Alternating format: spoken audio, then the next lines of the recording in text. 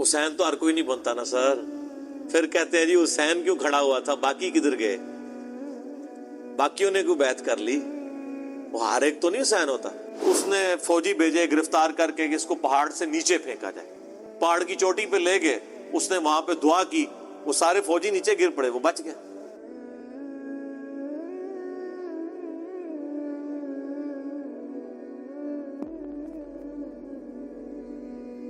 پھر اسے کشتی میں سوار کر کے سمندر کے اندر لے گئے, اس نے دعا کی, کشتی الٹ گئی, وہ بچ گیا, باقی سارے الٹ گئے. بادشاہ سر پکڑ کے بیٹھ گیا کہ اس کو اب کیسے قتل کیا جائے. اعوذ باللہ من الشیطان الرجیم.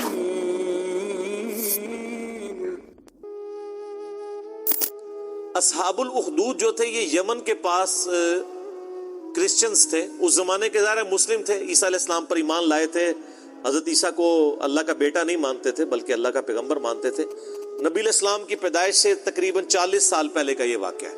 لیکن اہل عرب اس واقعے سے واقف تھے کہ ایسا واقعہ ہوا تھا کہ یمن میں ایک بادشاہ نے توحید کی دعوت قبول کرنے کی پاداش میں اہل ایمان کو بہت بڑے بڑے گڑھے کھود کر ان میں آگ جلا کے زندہ جلایا تھا.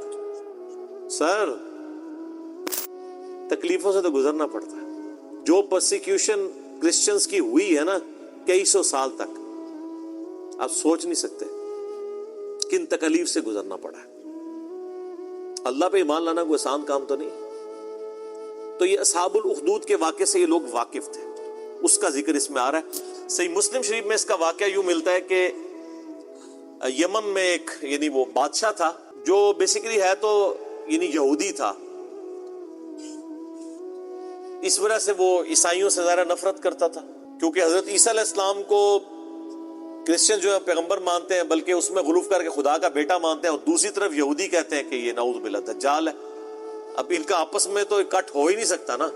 ایک شخصیت جو ایک طبقے کے لیے خدا کے درجے پہ فائز ہو اور دوسرا اسے جو ہے نعوذ باللہ دجال اور پتہ نہیں کیا کیا الفاظ استعمال کرتے ہوں, تو ان کا آپس میں اکٹھ تو ہو نہیں سکتا.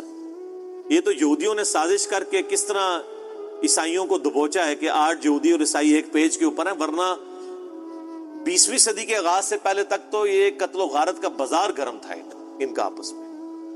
یہ تو اسرائیل جب بنا ہے اور دنیا کی اکانومی ان کے قبضے میں آئی ہے, تو آج جو ہے وہ ایون یہودی مٹھی بھر ہونے کے باوجود عیسائیوں کی باغ دوڑ بھی ان کے ہاتھ میں اکانومی کی وجہ سے.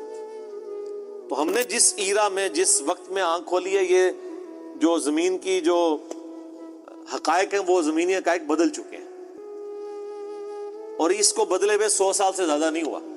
100 سال اگر آپ پہلے چلے جائیں تو یہ جس طرح سنی شیعہ اختلاف مسلمانوں کے اندر ہے نا, اس سے بھی بڑھ کے عیسائیوں اور یہودیوں کا اختلاف تھا, جنگیں ہوتی تھی آپس میں.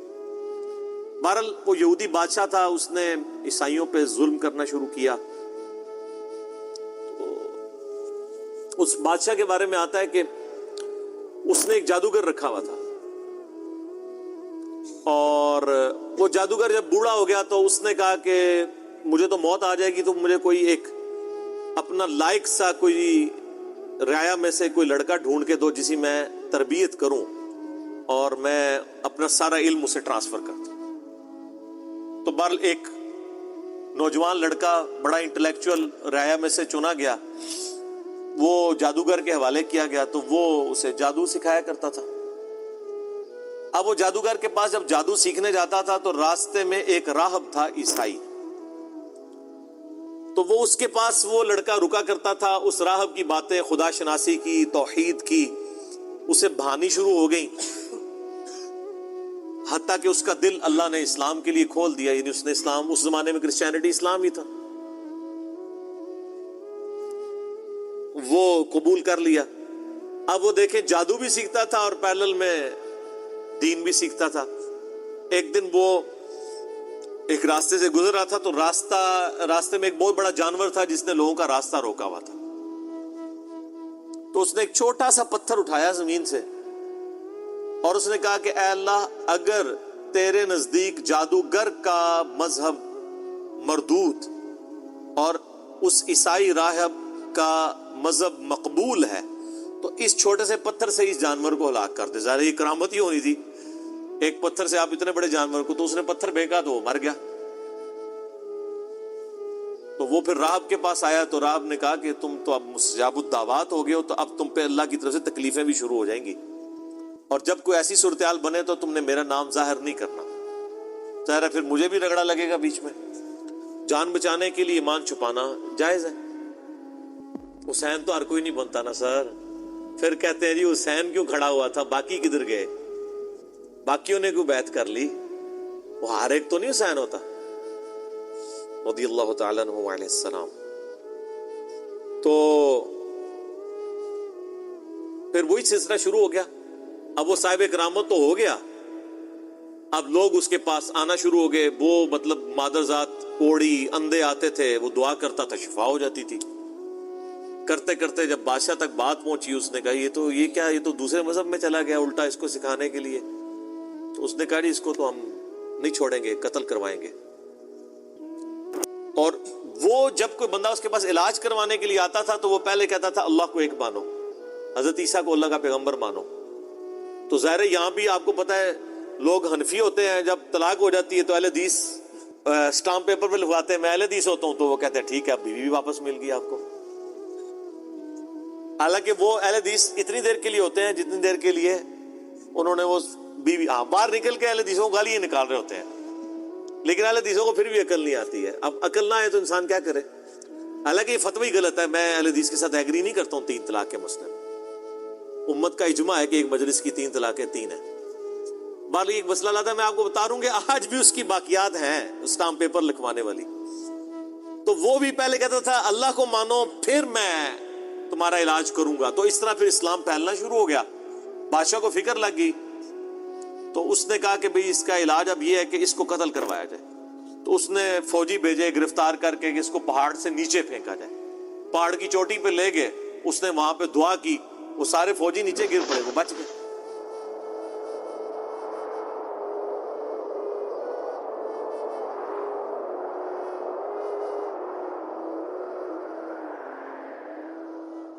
پھر اسے کشتی میں سوار کر کے سمندر کے اندر لے گئے. اس نے دعا کی، کشتی الٹ گئی، وہ بچ گیا، باقی سارے الٹ گئے. بادشاہ سر پکڑ کے بیٹھ گیا کہ اس کو اب کیسے قتل کیا جائے، کیونکہ مستجاب الدعوات تھا. تو اس نے بادشاہ کو خود مشورہ دیا کہ ایک طریقے سے تم مجھے قتل کر سکتے ہو، تم پڑھو بسم اللہ رب الغلام کہہ کے مجھ پہ تیر چلاؤ تو میں مارا جاؤں گا.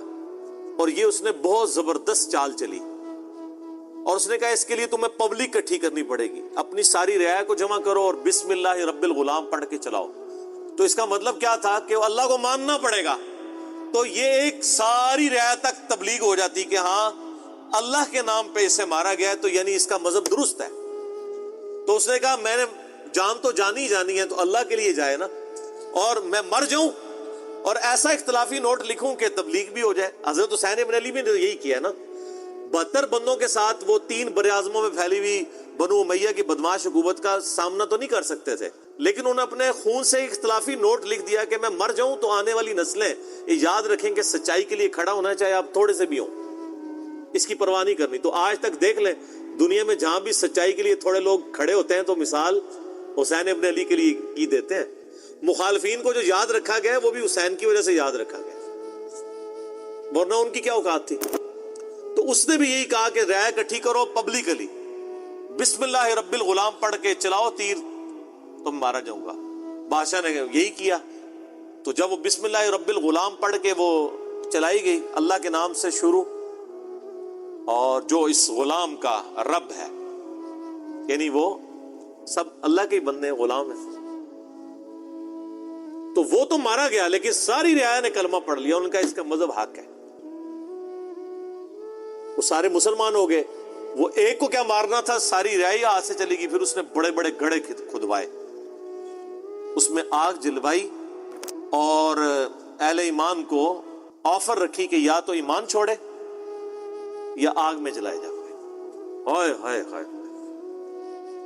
بخاری مسلم کی حدیث ہے اس شخص نے ایمان کی حلاوت چکھ لی جس میں 3 نشانیاں ہوں. نمبر 1 اللہ اور اس کا رسول عز و جل و صلی اللہ علیہ وآلہ وسلم اسے پوری دنیا میں سب سے بڑھ کر محبوب ہو. نمبر 2 اس کی دوستی اور دشمنی کا معیار اللہ کی ذات ہو. اور نمبر 3 کفر کی طرف لوٹایا جانا اس کے لیے اتنا ہی ناپسندیدہ ہو جائے جتنا زندہ آگ میں جلایا جانا. وہ جلنے کے لیے تیار ہو جائے، ایمان نہ چھوڑے. ایمان کی مٹھاس اس بندے نے چکھی ہے.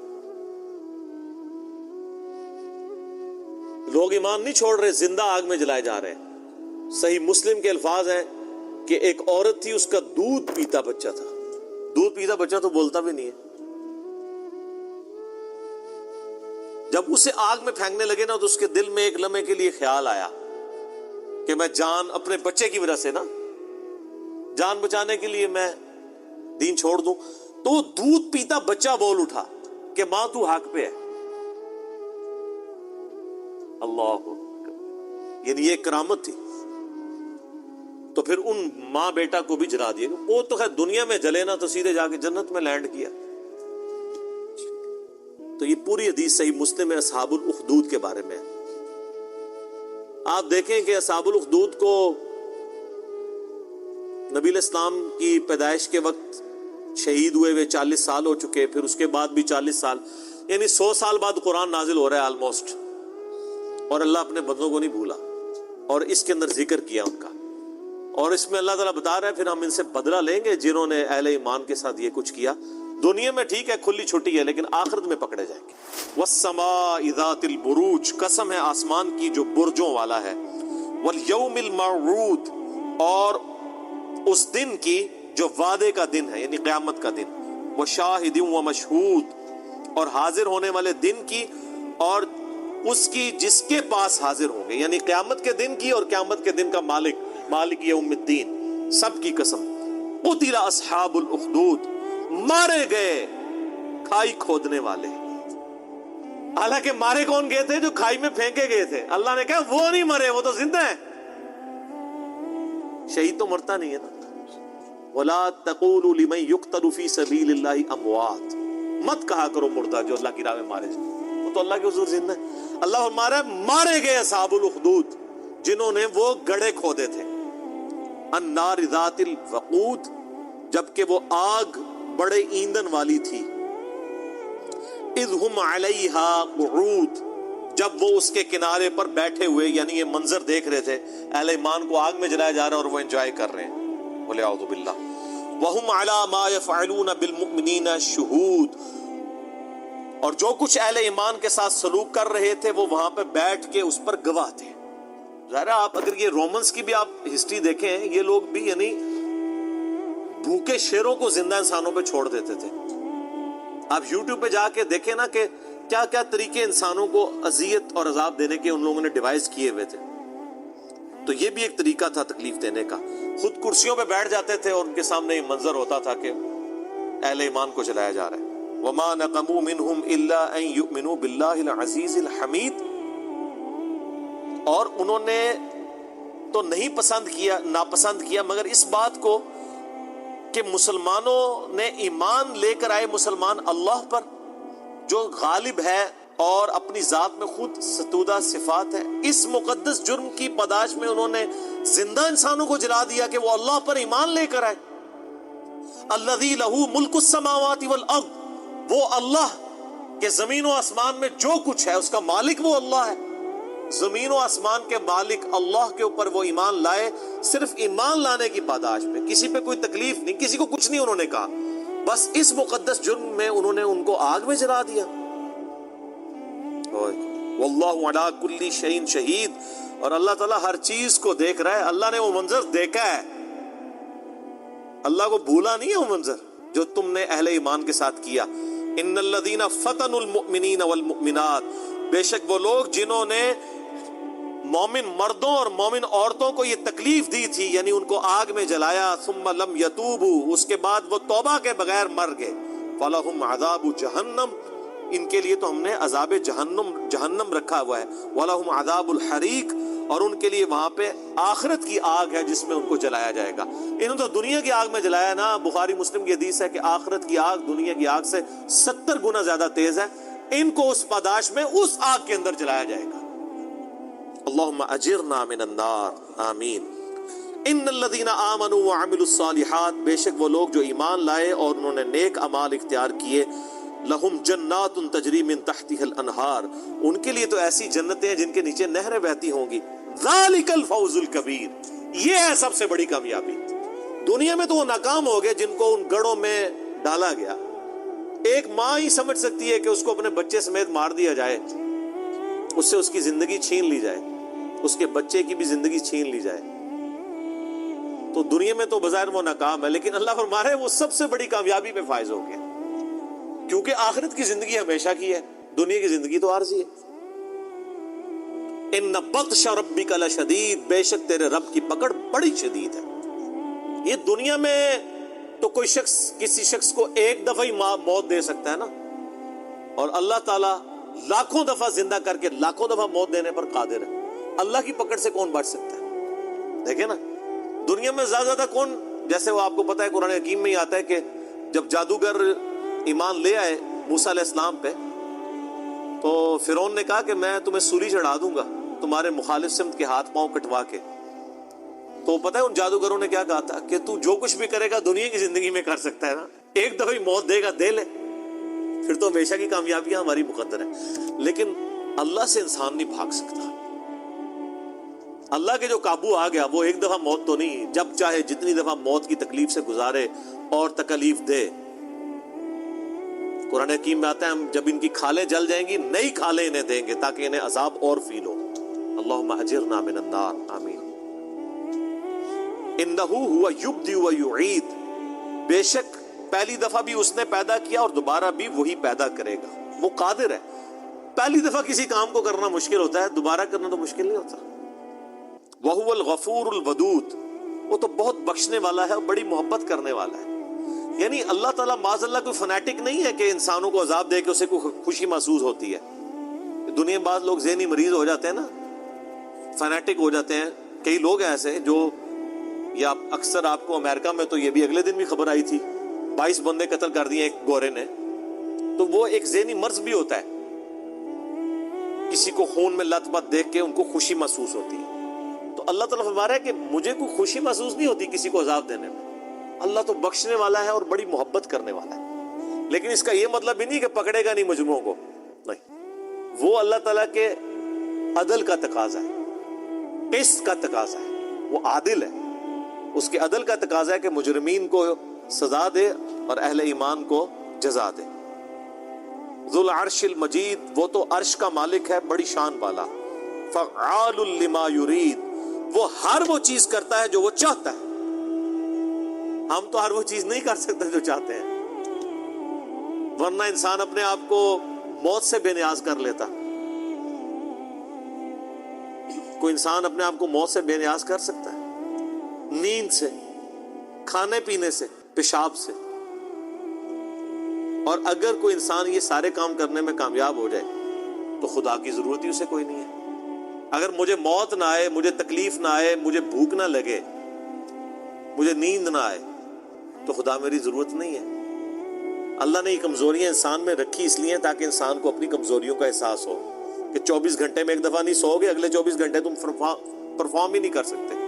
وہ اللہ ہی لا تأخذہ سنۃ ولا نوم، نہ اسے نیند آتی ہے نہ اونگ۔ اب یہ ہے کہنے کو تو بڑا سمپل سا جملہ ہے، لیکن اس میں قیامت مضمر ہے کہ نیند نہ آنا، اونگ نہ آنا۔ کوئی دنیا کا دلیر سے دلیر آدمی بڑا میڈیکلی فٹ بھی ہو، 2 دن اسے جگراتے پہ رکھے نا، پھر اسے آپ تھوڑا سا کام کے، وہ چلتے چلتے بھی اونگ کے گر پڑے گا۔ یہ کمزوری ہے انسان کے ساتھ اٹیچ، لیکن جنت میں اللہ تعالیٰ نے یہ ساری کمزوریاں دور کر دی۔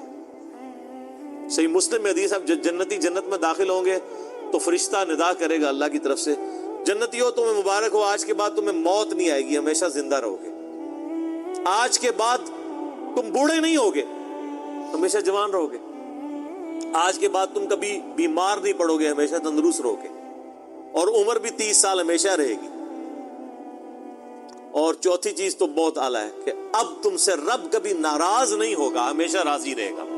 یعنی جنت میں کوئی ایسی چیز ہے ہی نہیں کہ جس سے آپ کو یہ ٹینشن ہو۔ دنیا میں تو انسان 10 دفعہ سوچتا ہے یار یہ کیا، اللہ ناراض نہ ہو جائے۔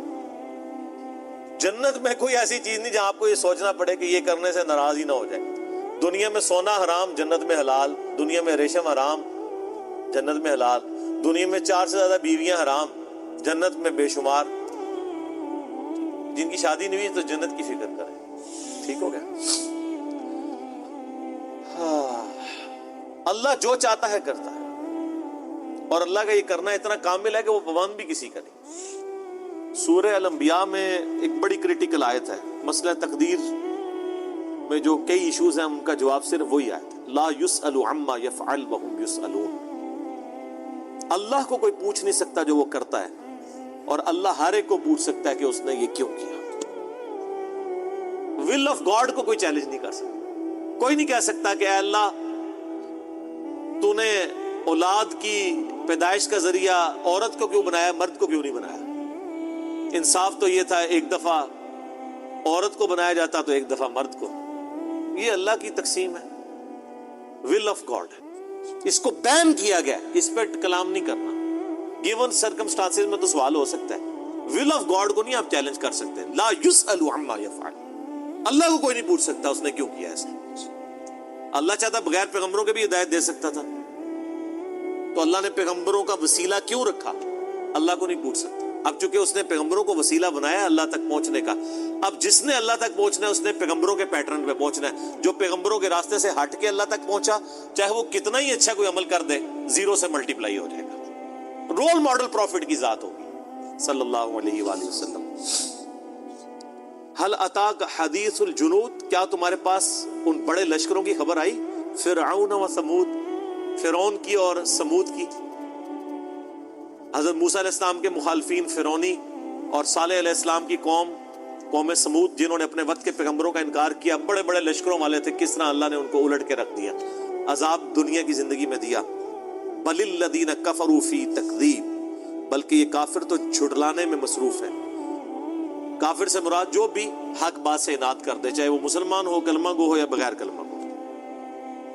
واللہ من ورائہم محیط، اور اللہ تعالیٰ تو ان کو ہر طرف سے گھیرے ہوئے ہے. یہ تو اللہ کو جھٹلائے بیٹھے ہیں، اور اللہ اتنا چھایا ہوا ہے کہ ہر طرف سے گھیرے ہوئے ہیں. واقعی گھیرا ہوا ہے. انسان اللہ سے بھاگ سکتا ہے؟ زیادہ کوئی اپنے آپ کو مار لے گا نا، وہ پھر زندہ کر لے گا. اللہ سے کوئی نہیں بھاگ سکتا. اس لیے الٹیمیٹلی رائے یہ ہے کہ اللہ کے دامن میں پناہ لے لی جائے. انسان کا چھٹکارا اس کے سوا نہیں ہے. قرآن حکیم میں جگہ جگہ آتا ہے نا، تم اللہ کو عاجز نہیں کر سکتے. اے جن و انس، اگر طاقت ہے تو زمین و آسمان کے کناروں سے نکل کے بتاؤ نا. تم جہاں بھی جاؤ گے اللہ ہی کی سلطنت کو پاؤ گے، اللہ ہی کی حکومت کو پاؤ گے. خدا ہے ایسا جس سے چھٹکارا ممکن نہیں. بخاری مسلم کی حدیث ہے، دونوں میں. مشکات میں آپ کو اللہ کی رحمت والے چیپٹر میں 2 جلد میں ملے گی. اللہ کے نبی علیہ السلام فرماتے ہیں کہ اگلے زمانوں میں ایک شخص تھا، اس کی جب موت کا وقت قریب آیا، اس نے اپنی اولاد کو جمع کر کے کہا کہ میں تمہارا کیسا باپ تھا. ان کا بڑے اچھے باپ تھے. تو ان کا پھر مجھ سے میری ایک خواہش پوری کرو بدلے کے طور پہ، کہ جب میں مر جاؤں میری لاش کے ٹکڑے ٹکڑے کر دینا، اور میری لاش کو ہواؤں میں، پانیوں میں اور زمین میں بکھیر دینا، اس کی جو راکھ ہے. لَإِن قَدَرَ اللَّهُ عَلَيَّ، اگر اللہ تعالیٰ نے مجھ پہ قدرت پا لی تو مجھے ایسا عذاب دے گا جو کسی کو نہیں دیا ہوگا. مر گیا. پچھلوں نے کیا کیا؟ ساری اس کی لاش کو جلا کے راکھ بکھیر دی. اللہ نے ہواؤں کو، پانیوں کو، زمین کو حکم دیا کہ لاؤ اس کی راکھ جمع کرو. وہ تو اللہ تعالیٰ نے ایک ذریعہ بنایا ہوا ہے نا، ادروائز اس کی بھی کوئی ضرورت نہیں ہے. جمع کیا، اللہ نے زندہ کیا. ہاں بھائی کیوں کیا تھا؟ اسی لیے تو اس نے کیا تھا کہ جان چھڑائے. کہا یا اللہ تجھ سے ڈر گیا تھا. تو اللہ نے فرمایا تیرا یہ یقین تھا کہ تجھے مرنے کے بعد کوئی پوچھے گا؟ اس نے کہا یا اللہ میرا یہ یقین تھا، اسی تو میں نے یہ کیا. یعنی اس نے یہ سمجھا کہ اللہ ویسے تو زندہ کر سکتا ہے مردے کو، لیکن اگر میں راکھ بکھیر دوں گا تو نہیں زندہ کر سکے گا. حالانکہ یہ جزوی کفر تھا، کلی کفر اس کا نہیں تھا، لیکن جزوی کفر تھا. تو یعنی اس کے پاس جو نالج تھا وہ یہی سمجھتا تھا. ہو سکتا ہے پیغمبر کی دعوت اس تک نہ پہنچی ہو، اس لیے وہ ایک خدا کا ماننے والا ہی تھا. پیغمبر کا اس میں ذکر نہیں. جب پیغمبر کی تعلیمات نہ پہنچی ہو تو موٹا موٹا توحید پہ ایمان لانا کافی ہوتا ہے. تو اللہ نے فرمایا تیرا واقعی یقین تھا تجھے کو پوچھے گا یا اللہ اسی لیے تو میں نے سب کچھ کیا؟ تو اللہ تعالیٰ نے فرمایا تجھے بخش دیا۔ اللہ تعالیٰ کو پوچھ سکتا ہے اس نے؟ تو میں بتا رہا ہوں اللہ سے کوئی بھاگ نہیں سکتا۔ اس نے بھاگنے کی کوشش کی ہے، پھر پکڑا گیا۔ واللہ من ورائہم محیط، اور اللہ تو ہر طرف سے گھیرے ہوئے ہے۔ بل ہوا قرآن مجید، بلکہ وہ تو قرآن ہے بڑی عزت اور شرف والی کتاب، فی لوح محفوظ، جو اصل میں تو محفوظ ہے لوح محفوظ کے اندر۔ یہ ہمارے پاس جو قرآن ہے نا، یہ اس کی مصدقہ فوٹو کاپی ہے، آپ سمجھ لیں۔ اصل جو قرآن ہے نا وہ اللہ کے پاس لوح محفوظ میں، یہ وہاں سے اتارا گیا ہے۔ بل ہوا قرآن مجید فی لوح محفوظ، بلکہ لوح محفوظ سے باقی کتابیں بھی اتاری گئی ہیں۔ اب اس ایک آیت پہ بھی میں گھنٹوں بول سکتا ہوں۔ مسئلہ نمبر 170 میرا دیکھ لیں، قرآن حکیم کی عظمت کے حوالے سے میں نے، اور قرآن حکیم کے تراجم کے حوالے سے جو دھوکے دیے جاتے ہیں قرآن سے دور رکھنے کے لیے، علماء جو پٹیاں پڑھاتے رہتے ہیں اپنی پبلک کو کہ ترجمے بدل گئے ہیں جی، تاکہ کوئی پڑھے ہی نہ۔ ہم تو کہتے ہیں جس کا ترجمے میں دل ٹھکتا ہے آپ اپنے فرقے کے مولوی کا پڑھو، قرآن تو پڑھو کسی صورت۔ تو اس میں نے قرآن حکیم کی عظمت کے اعتبار سے آیات اور احادیث کراس ریفرنس کے طور پہ کافی ساری کور کی تھی، وہ آپ دیکھ سکتے ہیں۔ چونکہ اب درس کا ٹائم مکمل ہو چکا ہے، بقیہ انشاءاللہ اگلی دفعہ کور کریں گے۔ اللہ تعالیٰ سے دعا ہے جو حق بات میں نے کہی اللہ تعالیٰ ہمارے دلوں میں راسخ فرمائے،